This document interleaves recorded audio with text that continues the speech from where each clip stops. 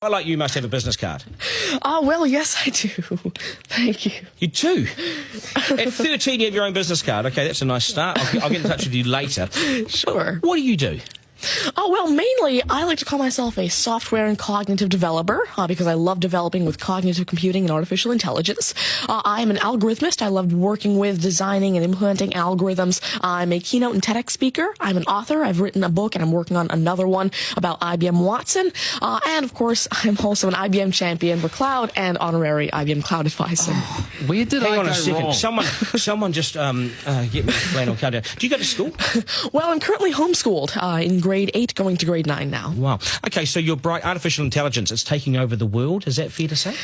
Well, you see, that's actually one thing that I believe a lot of people have, the sort of misconception that artificial intelligence is this technology that was made to replace humans at really everything we do, whether it be, our jobs or whatever we do at home every day. But really what I believe is that artificial intelligence was developed and is continuing to be developed for the sole purpose of really augmenting our life and amplifying our skills or capabilities and what we can do every day. But what about when the computers actually learn that they're better than us?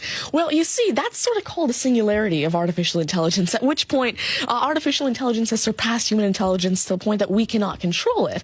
But really what I believe at this point, artificial intelligence, I won't go into the details right now since we're limited on time, but the thing is right now, artificial intelligence itself as a technology is so foolable and so primitive that either A, we won't reach that singularity point, or B, if we do, it's a very long ways off. Do you understand that, Mark? No.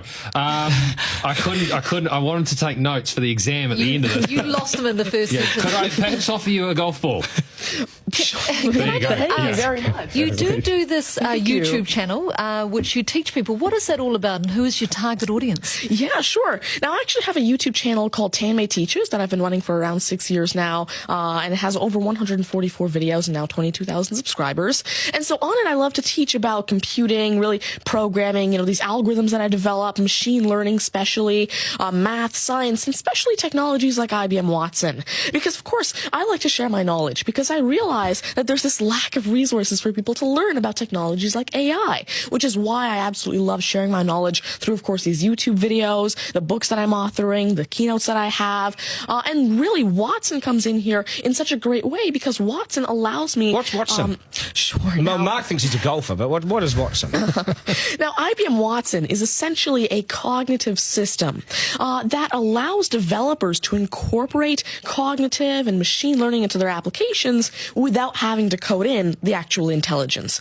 And what this means is that, of course, right now, really one of the main reasons developers aren't incorporating more machine learning into their apps is because it's so hard to do. It's really difficult to incorporate intelligence because... Has the I'm going to take this somewhere else, this interview. Has the Homeschooling Association of the World got hold of you as the front person?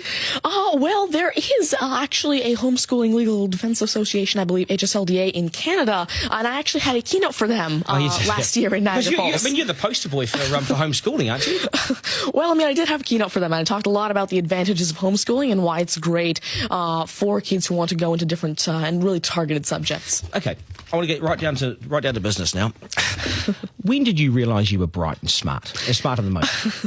Well, I originally started coding when I was 5 with simple languages like Fox Pro and Batch. But eventually, at 9 years old, I had my very first iOS app accepted into the Apple App Store called T-Tables. But did your mum and dad do something to you between 0 and 5? They plug you into the wall? What did they do to you? At 5, you were coding. Are you smarter than your mum and dad, by the way?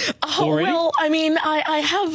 my dad used to work as a computer programmer, but he used to work with, simple, regular programming languages like Fox Pro, Batch, a little bit of C, etc. But you see, now I'm really interested in artificial intelligence and how it can actually be implemented on all these different platforms. You'd be a nightmare to teach. You'd be an absolute nightmare to teach, wouldn't you? Because you'll be smarter than the lecturers. I never even want to get in an argument with you, ever. But I would like to see you on a quiz show because I think you would nail that. Well, you see, there is one thing that I've been working on, and it's essentially an app called Ask Tanmay, an NLQA system. And so essentially, it's a system that can take your natural language questions and answer them for you using Watson and artificial intelligence. And actually, actually the original reason why I made Ask Tanmay. There's an Indian version of the Who Wants to Be a Millionaire show called KBC, which I originally wanted Ask Tanmay to play. So that actually ties in quite a bit with what I wanted to do. It's nice to see you. Do you get because you're homeschooling? You wouldn't go to school dances and things like that, would you? School socials and things. Do you get them? Well, I actually used to be regularly schooled until grade 6. Right. Then I became homeschooled, and so of course I still do have my This is friends still from a school. victory for public schools. Take that golf ball Yep. and bring it back to me when you've actually worked out a way in which it'll always go straight. Because I think you could do it. Technically, using a genetic algorithm or something. I knew there'd be an answer. Hey, it's brilliant to meet you. You're a complete inspiration. Thank you. And I hope my son was watching, a 7-year-old son. Message to Buster Garner, you got work to do, mate.